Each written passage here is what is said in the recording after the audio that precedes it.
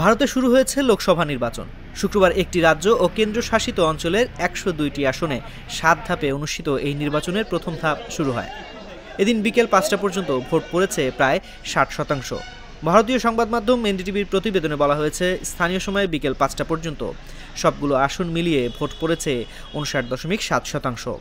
এর মধ্যে তামিলনাড়ুতে ভোট পড়েছে ৬৩.২%, রাজস্থানে ৫০.৩%, উত্তরপ্রদেশে ৫৭.৫% এবং মধ্যপ্রদেশে ৬৩.৩%। এখানে কিন্তু কোনো রকমের ভোটের হিংসা বা এগুলো নেই। এখানে সব রকম ধরনের পার্টি, সব রকমের জাতি সবাই সম্প্রীতি বজায় রেখে এখানে ভোট হয়। সাধারণ নির্বাচনের পাশাপাশি রাজ্য নির্বাচনের জন্য সিকিম ও অরুণাচল প্রদেশে যথাক্রমে ৬৭.৫ ও ৬৪.৭% ভোট পড়েছে।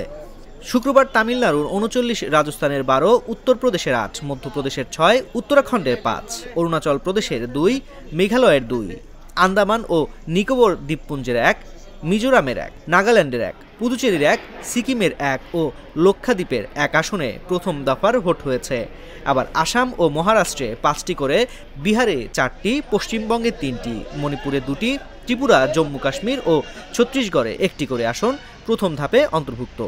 সবকিছু তো শান্তির একটা সবসময় একটা চিন্তা ভাবনা থাকে, সকলেই যেন শান্তিতে ভোট দিতে পারে আর সবার উপকারে যেন কাজে লাগে।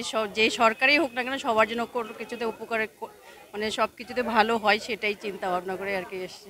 এদিকে অন্ধ্রপ্রদেশ, ওড়িশা, সিকিম ও অরুণাচল প্রদেশে লোকসভা নির্বাচনের পাশাপাশি নতুন বিধানসভা নির্বাচনও অনুষ্ঠিত হবে।